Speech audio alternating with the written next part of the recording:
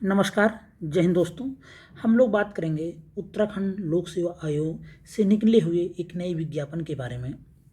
तो उत्तराखंड वन विभाग के अंतर्गत वन आरक्षी परीक्षा इसका विज्ञापन जारी कर दिया गया था, जो कि बहुप्रतीक्षित था और काफ़ी दिन से उत्तराखंड के विद्यार्थियों को इंतजार था। तो अब यह जारी कर दिया गया है। 21 अक्टूबर 2022 की डेट है जब जारी किया गया था, और ऑनलाइन आवेदन पत्र भरने की जो अंतिम तिथि है वह है 11 नवंबर रात्रि को 11:59 और 59 तक आप भर सकते हैं। तो आप इसका इंतज़ार नहीं करेंगे 11 नवंबर का, जितनी जल्दी हो सके अपना फॉर्म भर दें। साफ साफ नोटिफिकेशन में लिखा हुआ, क्योंकि वेबसाइट का कोई भरोसा नहीं है।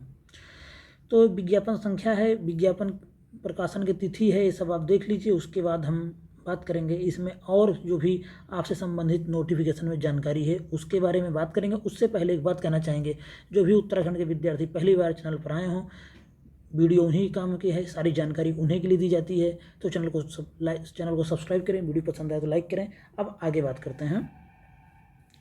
देखिए, कुछ बहुत महत्वपूर्ण जानकारियाँ लिखी गई हैं। फर्जी प्रमाण पत्रों, शैक्षिक योग्यता, आयु, आरक्षण संबंधी आदि के आधार पर अगर आप आवेदन कर देते हैं तो आयोग की परीक्षाओं से अधिकतम 5 वर्षों के लिए आप डिबार कर दिए जाएंगे।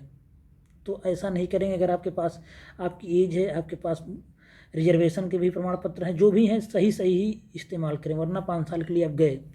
आवेदन के इस चरण में ऑनलाइन आवेदन पत्र की प्रिंट आउट प्रति अथवा किसी भी प्रमाण पत्र को आयोग कार्यालय में जमा करने की आवश्यकता नहीं है। कोई भी डॉक्यूमेंट आपको फॉर्म भरने के बाद भेजना नहीं है। हाँ, उसका PDF अपने पास रखे रहेंगे। आवश्यकता पड़ने पर जब फाइनल सिलेक्शन होगा तो वहाँ पे आपको लगाना पड़ेगा।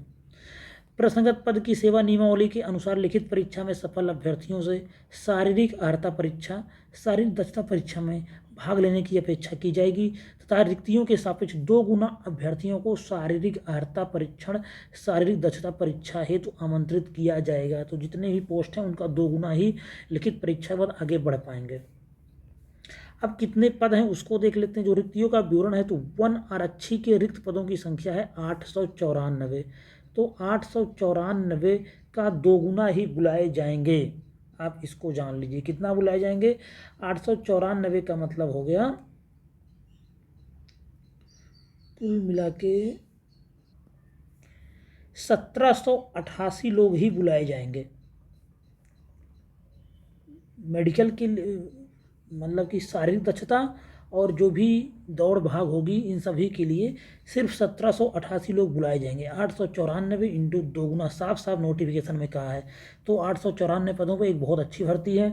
और देखिए, महिला आरक्षण जिस पर बहुत विवाद चल रहा, 30% इसमें जारी रहेगा, क्योंकि आयोग सुप्रीम कोर्ट में SLP जारी किया हुआ। अगर वहाँ से आदेश आ जाता ठीक है, नहीं तो ऑर्डिनेंस उसके लिए तैयार है, वो बहुत जल्द आ जाएगा। तो समूह गा और घा में महिला आरक्षण 30% सरकार ने बरकरार रखा हुआ है।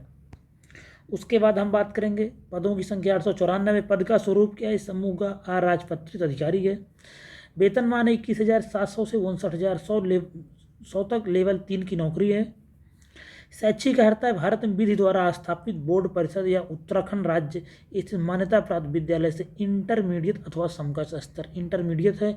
अधिमानीय अर्हता है प्रादेशिक सेना में कम से कम 2 वर्ष की सेवा की है तो वहाँ छूट मिलेगी आपको। NCC का अगर B प्रमाण पत्र अथवा C प्रमाण पत्र है तो वहाँ पर भी आपको छूट मिलेगी, वो रीत आपको दी जाएगी।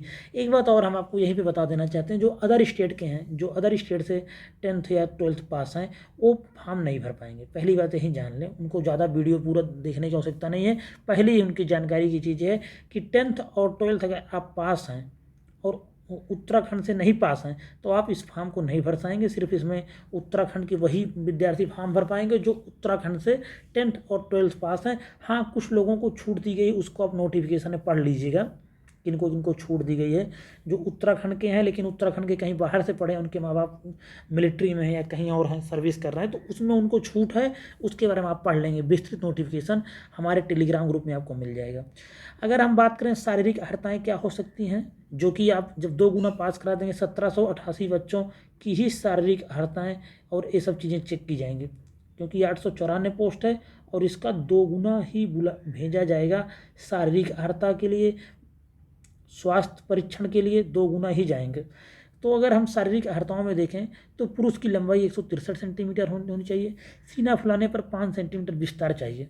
महिला 150 सेंटीमीटर। महिलाओं के लिए सीने की माप महिला अभ्यर्थियों के लिए लागू नहीं है, पहली बात जान लीजिए। अगर हम बात करें अनुसूचित जनजातियों और गोरखा, नेपाली, आसामी, लद्दाखी, सिक्किमी, भूटानी, गढ़वाली, कुमाऊनी, नागा और अरुणाचल प्रदेश, लाहुल एवं स्पीति और मेघालय अभ्यर्थियों की दशा में न्यूनतम ऊंचाई का मानक निम्न प्रकार होगा। पुरुष 152 सेंटीमीटर और महिला 145 सेंटीमीटर, इन लोगों के लिए छूट है। अब हम आगे बात करेंगे तो शारीरिक दक्षता परीक्षा, जिसमें भी 2 गुना ही जाएंगे, 1788 लोग ही रहेंगे शारीरिक दक्षता परीक्षा में। तो पुरुष के मामले में 25 किलोमीटर की दौड़ है और महिला के मामले में 14 किलोमीटर। समय मिलेगा पुरुषों को भी 4 घंटा, महिलाओं को भी 4 ही घंटा का समय मिलेगा। आयु की बात करें तो आयु सीमा जो है न्यूनतम 18 वर्ष से अधिकतम 28 वर्ष निर्धारित की गई है।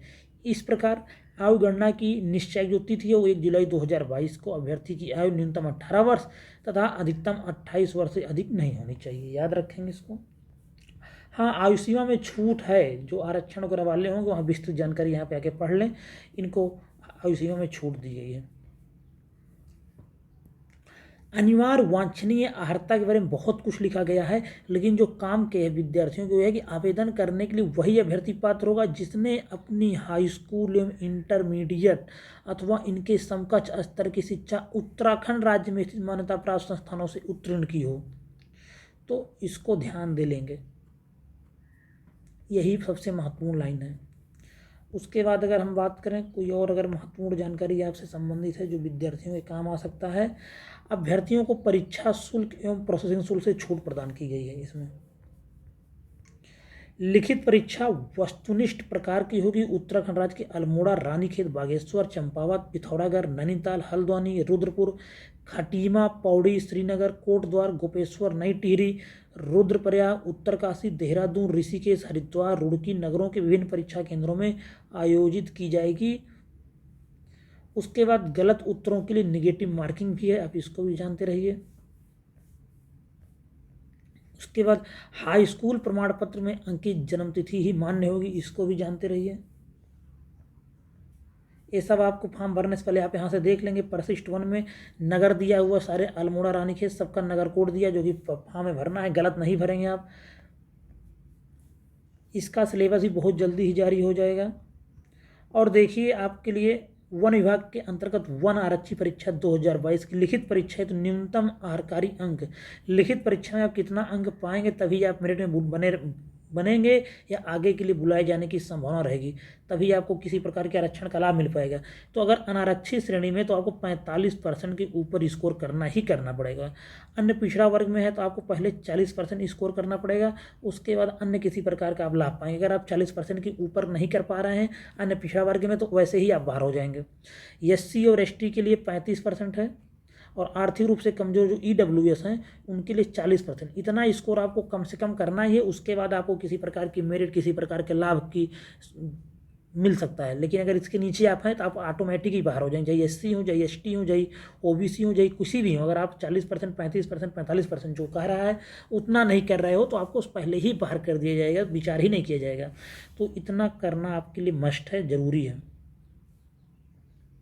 तभी आपको अगले क्रम में प्रवीणता सूची हेतु विचारित किया जाएगा।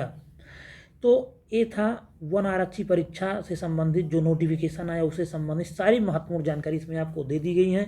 कितने पद हैं, कितनी आयु सीमा है, क्या योग्यता है, कब से फॉर्म भरे जा रहे हैं, कब लास्ट डेट है, सारी जानकारी इसमें दी गई है। तो आपसे फिर से एक बार कहना चाहेंगे, वीडियो पसंद आए तो लाइक करें, चैनल पहली बार आए चैनल को सब्सक्राइब करें, शेयर करें। धन्यवाद।